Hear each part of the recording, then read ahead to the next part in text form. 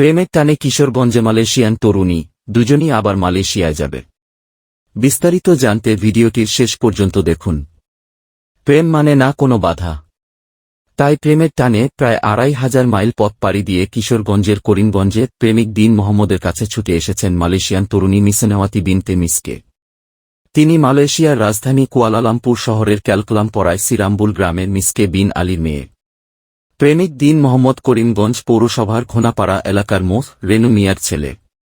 সরেজমিন দেখা যায়, মালয়েশিয়ান তরুণী আসার খবর আশেপাশের এলাকায় ছড়িয়ে পড়লে তাকে দেখতে ওই বাড়িতে ভিড় জমান উৎসুক মানুষ। গত ৫ মার্চ মঙ্গলবার ১ মাসের ভিসা নিয়ে বাংলাদেশে আসেন ওই তরুণী। পরে ওই দিন তিনি প্রেমিক দীন মোহাম্মদের নিজ গ্রামের বাড়িতে আসেন। এ ব্যাপারে প্রেমিক দীন মোহাম্মদ বলেন, ৯ বছর আগে আমি মালয়েশিয়া যাই। ২০১৯ সালে কুয়ালালামপুর শহরে একটি পার্সের দোকানে চাকরিরত থাকাকালে পরিচয় হয় মিসনেওয়াতি বিনতে মিসকের সঙ্গে। পরিচয় থেকে ভালোবাসা। আমাদের দীর্ঘ প্রায় ৩ বছরের সম্পর্ক।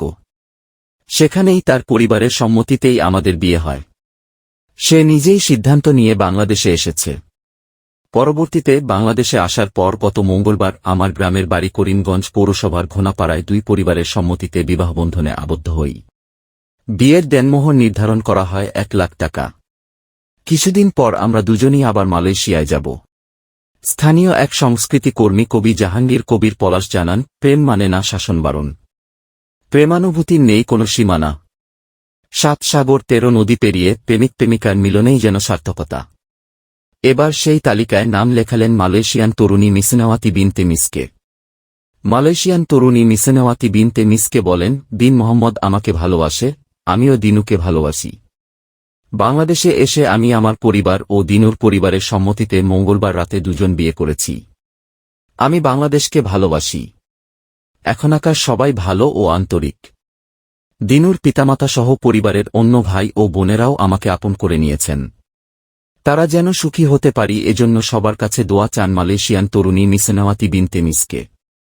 দীন মোহাম্মদের বড় ভাই খায়রুল ইসলাম বলেন, দুই পরিবারের সম্মতিতেই ইসলামিক শরীয়ত মোতাবেক আবারও তাদের বিয়ে পড়ানো হয়েছে। আমার ভাইয়ের স্ত্রী ভালো মনের মানুষ।